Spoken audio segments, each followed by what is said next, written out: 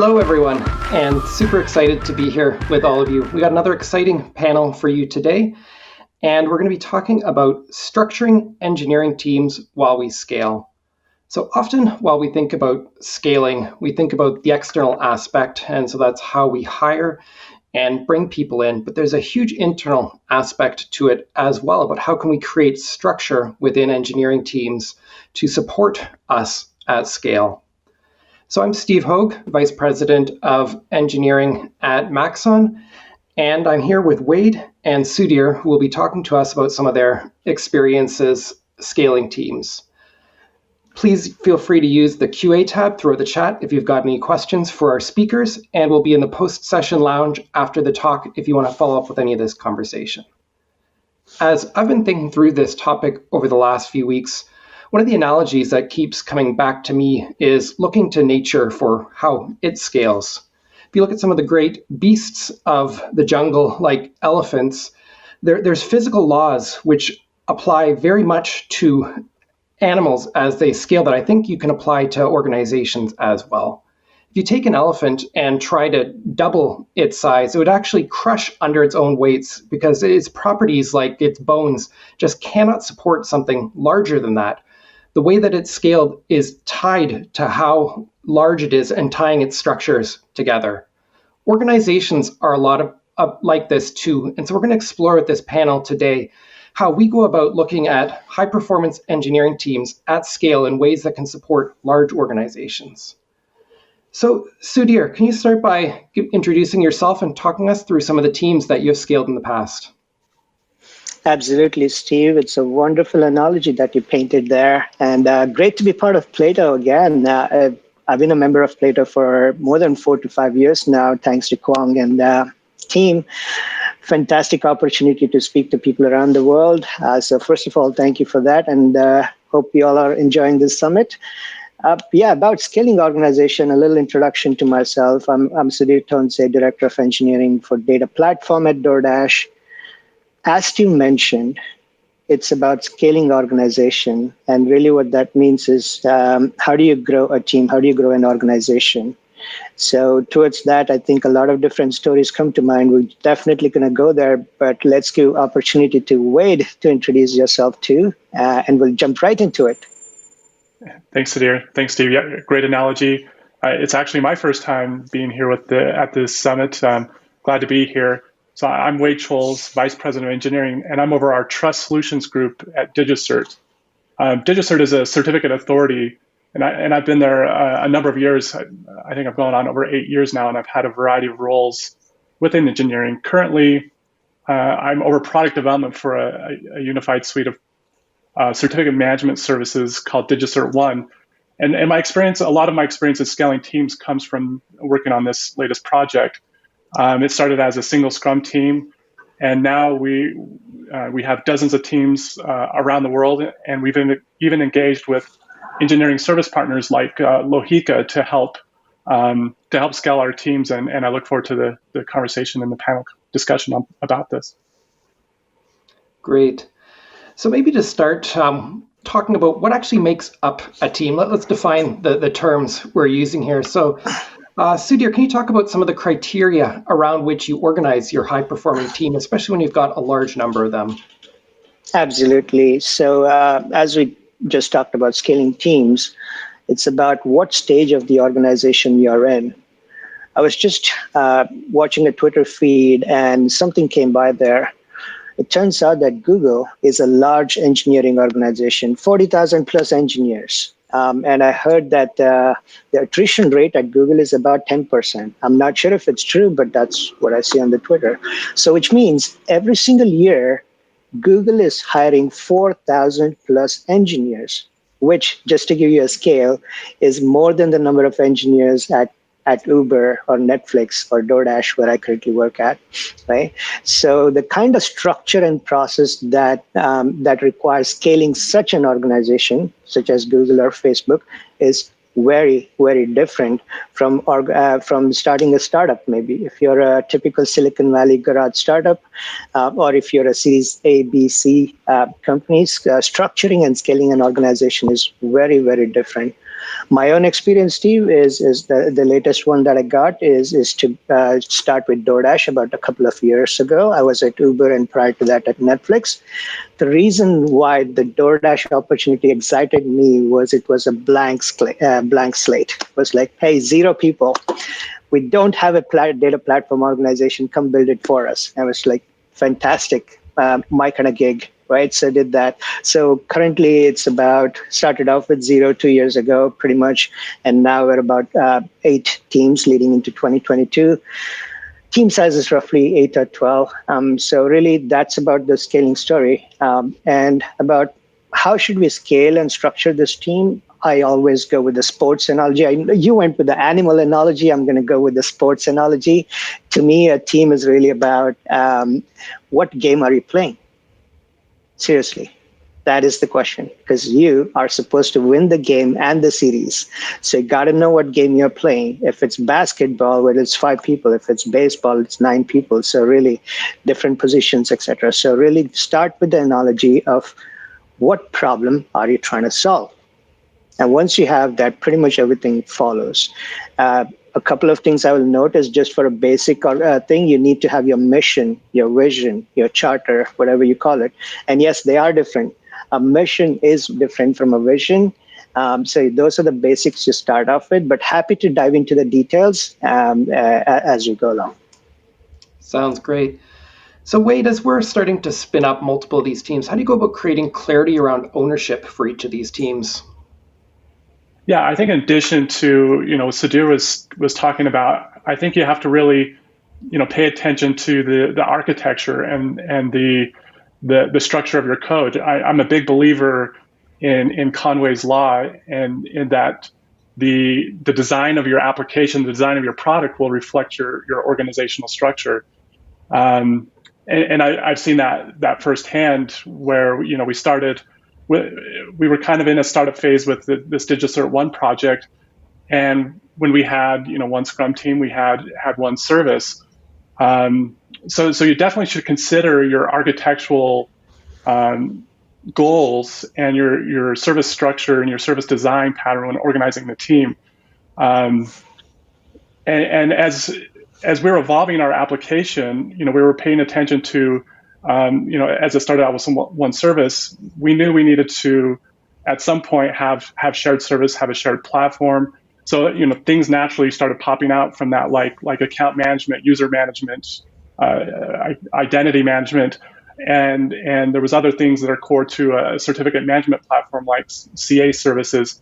And as we hit those service boundaries, we started spinning out other Scrum teams from there, and their charter and their mission became kind of clear because they were directly responsible for a particular service in our architecture. I think that the opposite of true. I've been on projects where we try to consolidate like services. We have 2 services doing the same thing. Usually we'll combine that team into one Scrum team so that we can get the desired effect. In fact, I think that might be called like the inverse Conway maneuver, where you can consolidate services and teams. So I definitely think it's important part of the charter and the mission of the team is to have an architecture defined and where you want to go based on your service architecture. Cool. So as we start to have these team formed with mission charters and visions, then how do we go about thinking about how large each of them should be? And as they start to get bigger and bigger, how do you look at the process of reorg as splitting occurs? Sudhir, maybe you can take that first. The dirty word reorg. No one likes a reorg, right?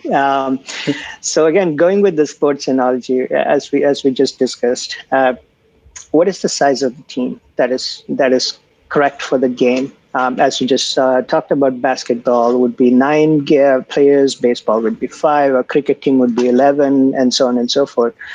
What is the right size for your team? And the right way to answer that would be, again, going back to the drawing board. What is it that you're trying to solve? Now, it seems like a very easy question to answer, but very difficult, especially when we come to the part that, hey, whatever you do, you got to be able to measure. Okay, this is where things get tricky.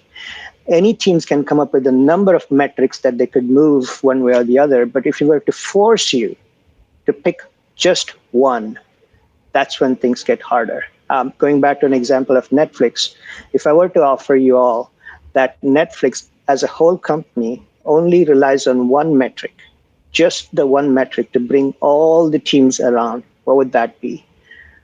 Well, it's called the SPS, which is stream starts per second. The entire company can rally behind that one metric, and that's what drives a team. So again, as we're defining a team, know which game you're playing. Are you a platform team? Are you a feature development team? Are you a customer support team? Depending on that, the answer would vary. And the right size will come to you based on the kind of players you need in that team. You don't want all point forwards in your team. You don't want all blockers in your team. You don't want all, you know where I'm going with this. So you want to know what are the right positions that are required for you to win the game. And that's what is the right size for the team. As far as reorging is concerned, it's natural in the industry. Companies get acquired. Teams merge, leaders leave, especially when that happens. Those are the trigger points where teams do get reorganization. But Steve, if your question is more about what's a natural evolution, when do you know a team has reached a certain size? The two pizza team comes to mind. I believe Jeff Bezos came up with it, which is, hey, it's all about communication. If you can order just two pizzas and satisfy your team, that would be the right size of the team.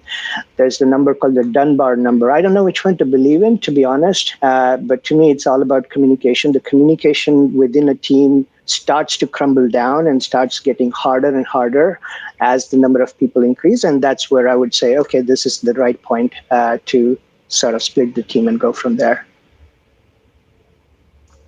Sounds great. And we did have a follow-up question from Pauline about one thing you touched on. So you talked about someone like Netflix and the metrics, the one metric to rule them all for them.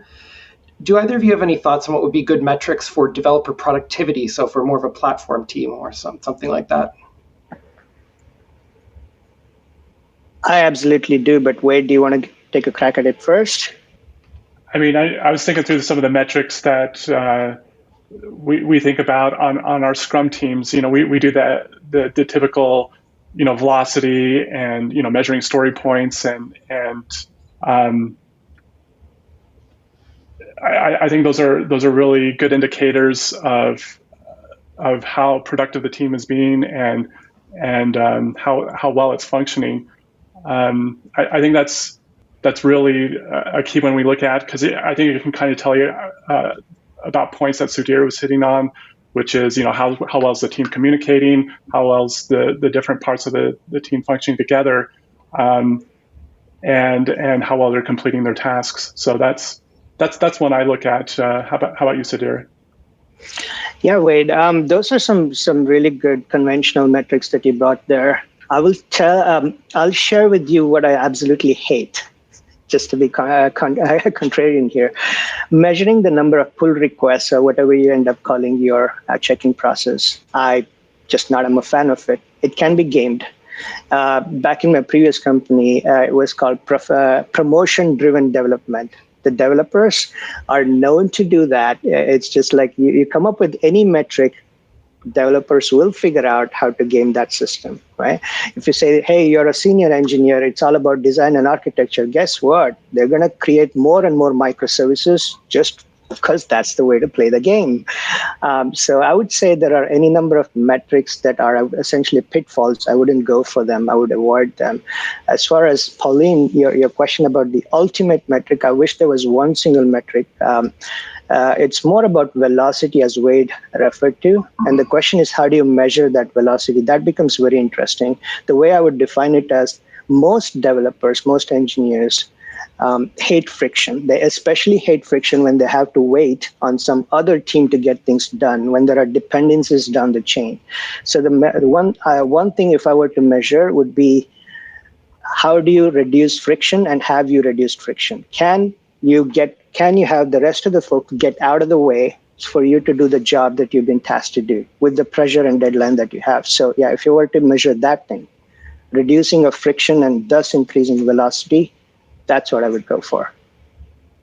Great. And I think it's really important, something you touched on in the middle there, that it's not just what you measure, but how you use the measurements and if they're connected to things like people's pay or anything like that. So looking now to another topic that I think is very interesting, how do you both look at the process through scale? So do you look at something like unifying the processes across the team? Do you look at standardizing on something like Scrum? Hopefully not something like SAFe, or do you not see the need at all to differentiate the different processes in a unified sense? Maybe Wade, you can chime in there first. Yeah, I think there's a lot of benefit to having standard processes. We can talk about Scrum, for example. Scrum is universally known. It's I guess you can say it's a universal language of productivity. It's understood globally across multiple engineering disciplines. An example comes to mind of when we tried to scale our teams at Digisert with an engineering service partner. We engaged with Hoeg, and so there's the absolute benefit of ramping up fast and adding a lot of resources to a project. But maybe one of the not so obvious things is that they can breathe new life into your development life cycle. And so I guess the process of Scrum is that they could come in and talk about Scrum. We knew about we immediately had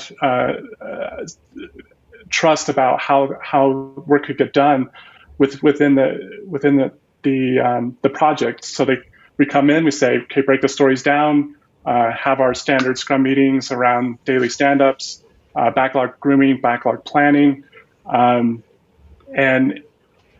again, when I can look at that, it's easy to measure because we have the velocity process, and so just everything fits together very, very easily, and it's just a fast way to onboard teams especially when you're engaging with a service partner. Sudhir, what's your take there? Yeah, Wade. Some really good points there as far as Scrum and Agile are concerned. I would bet that those are the most popular forms currently used by many organizations, and there's a lot of controversy around the exact kind of Scrum you should run. I'm really not an expert in that area, and part of the reason for that is mostly the kind of companies I've worked at. Here's one area where Scrum gets to be really hard. If you're an infrastructure team, it's not about feature development. It's not about stories. It's not about story points. It becomes very difficult to even come up with a user story. Hey, I'm fixing this Kubernetes cluster, and this other customer is yelling about the Helm chart being wrong, etc. Right? So, very difficult to capture those as Scrum as story points or velocity. So you got to understand, again, going back to the analogy, what is the game that you're playing? And Wade, in the kind of teams that you refer to, absolutely Scrum and the Agile methodologies are pretty mature, and you can pick and choose the right settings that work for you. But in the kind of teams that I've seen, those do become a challenge. Ultimately, it's a question of, are you winning? Are you doing the right thing by your company? Does it feel like your team is producing what they want to produce, right? And a small little story point here, Wade, is back at Netflix where I used to work a few years ago. One of the team members decided that he does not like Jira, does not like any ticketing system. However, it wouldn't let you check into the system unless you provided a Jira ticket number. Guess what it did? He just came up with one Jira ticket and used it for the entirety of the year, right? But then, to be really honest, he was a star performer. He was one of the best engineers ever in the team. So I guess it depends on the kind of team that you're running. Feature development team, infrastructure team, customer support team. What sort of a team are you running, and what stage is the team in? When teams are incubating, they're just building the product market fit, etc. The less process, the better, is what I think. You want to optimize for agility. You want to optimize for out of the box thinking. So I would go with as little process as possible. However, when a team is mature, And earlier, one of the speakers, Bhavna, were talking about high stakes company, high growth, high stakes organization, where you know that you have to hit the 4 nines or the aspirational 5 nines. Well, what I just described is not the right way to do it. You really want a lot more structure. You want a lot more process applied. So yeah, it would depend on which stage your team is at and what game, what kind of team that your charter is for. Yeah, I mean, that makes a lot of sense. The thing that keeps popping up is communication. I think when your team is small and you don't have to, it's easy to communicate. Maybe you're all in the same office. You don't want to have too heavy of a process. You don't want to burden the team with extra layers of process just to check in a task or check in some code. But when you're talking about scaling a global team or adding, outsourcing some help on a project, I think having Scrum adds the right level of process to facilitate that communication and make sure it's clear what everybody's part of the project is and where they're at in that project. Sounds great. So next up, we want to talk a little bit about what Wade is just mentioning about running a global team, or even the first steps towards that. So Sudhir, how do you look at the trade-offs involved in where you're hiring? So do you look at hiring in existing geographies or opening up a new site? And when would you do that? What makes a new site successful? And does this question even make sense in the age of COVID and remote work? That's a question that would deserve a session of its own, Steve. But yeah, as you rightly pointed out, there was a conventional wisdom, at least in the Silicon Valley, SF Bay Area, that as localized the team is, the better off we are. That was the conventional wisdom. Guess what? The pandemic just threw it out of the window. Doesn't matter anymore. That's one reason. The second thing is compensation. It's completely changed. Given the pandemic and the remote working situation, it's completely changed the game on how you can hire, where you can hire, and the quality of people you can hire. There are both pros and cons there. As far as my own experience is concerned, as of right now at DoorDash, my organization, not all of DoorDash engineering, just my organization, we've decided to be remote first. And what that means is we will be hiring from anywhere within wherever we are operating as a company.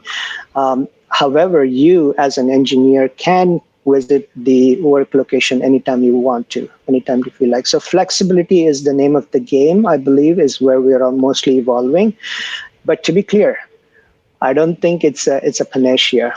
It comes with a lot of different challenges. And what I'm thinking of doing is within my organization, there are specific teams that I'm trying to co-locate as much as possible so they can be in and around the area. For example, the experimentation platform team would be concentrated in and around the Seattle time zone, if you will, right? So time zone is a very important criteria in my mind because that's the one that is the killer of communication, the bringer of stress. So if you can focus on the time zone aspect, the remote thing, the pandemic has shown us that remote is a thing that will work. It's not easy. There's a lot of communication challenges, but that's something that could work. Yeah, I think you hit a key point there. Engineering is a knowledge sharing activity, and you don't want to be communicating designs and different aspects of the product that you're working on while one person is it's midnight in their time zone and 8 a.m. in another time zone. So I agree. I think that's spot on where you'd want to pay attention to time zones and make them geographically friendly for the team to be able to participate and communicate and share the knowledge on those different meetings. Great. So we're going to go to another question from the Q&A. What are the pros and cons of using an external engineering service partner when scaling a team? And maybe Wade, you can chime in there. I think I was kind of hitting on this before, where the benefits of having a service provider, an engineering service provider, and I can speak directly to that with our experience at DigiCert and working with Hoeg, is that they were able to come in and add a new perspective to our engineering process. And so we talked about having Scrum, DevOps, Agile, and having Lohika understand all that already. But they were also able to add to that set of processes, and they paid attention to the CI/CD pipeline, they helped us automate that pipeline and add some cloud native technologies. And really, what that did is there's a technology side to scaling a team, and that was one of the main benefits, maybe kind of an unexpected benefit up front, is because we automated and added to our CI/CD pipeline, added cloud native technologies, we were able to scale even more teams easier. And in fact, a lot of those tools and technologies that we added to the pipeline are used across all of DigiCert today. With the added benefit of having some additional insight and perspective added to our development process. Yeah, I would say scaling teams to a remote organization or services organization is definitely something we can take advantage of. For example, when there are migrations, in my case right now, I am working with the external entity to move from one vendor system to another vendor system for some business intelligence dashboards.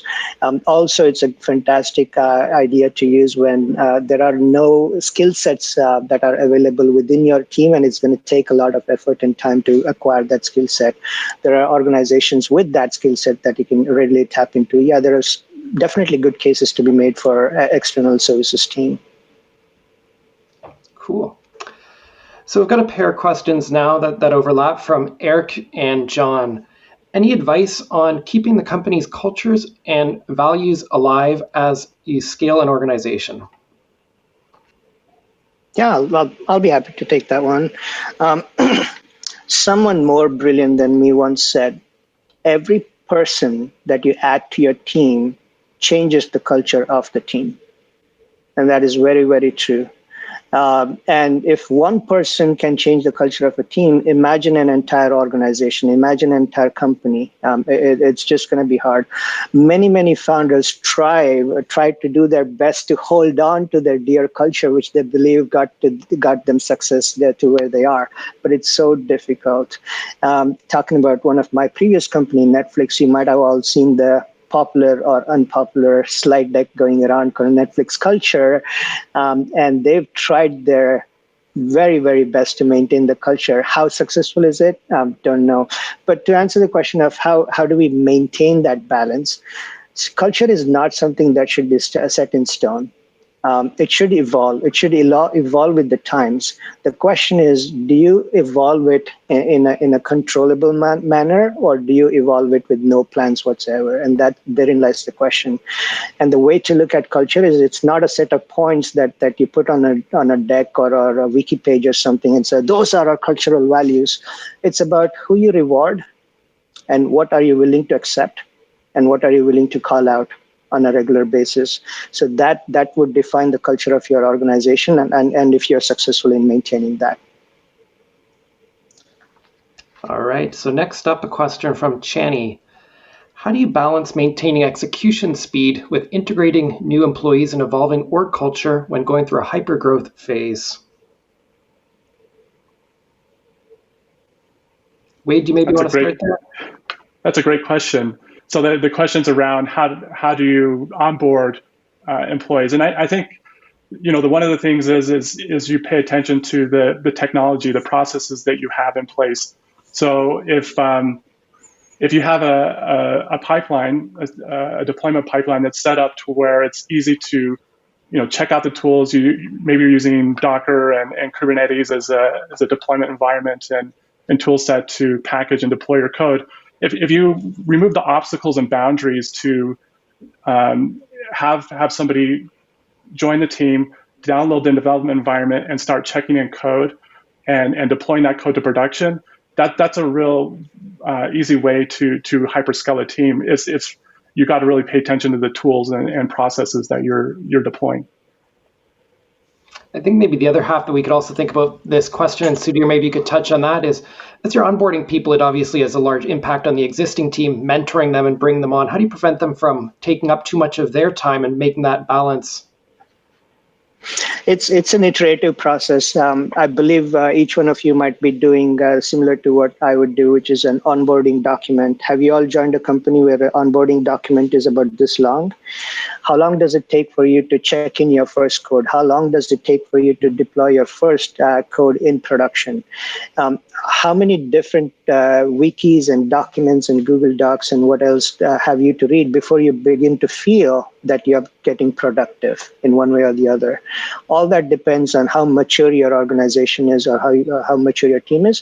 However, there's no panacea. It's not like you could get this to the pristine, awesome level wherein you just show up and within the hour you get to deploy code. It's an iterative process, and that's what I mentioned earlier. One of the folks were, Pauline, I believe, was asking about developer productivity. That hits close to heart.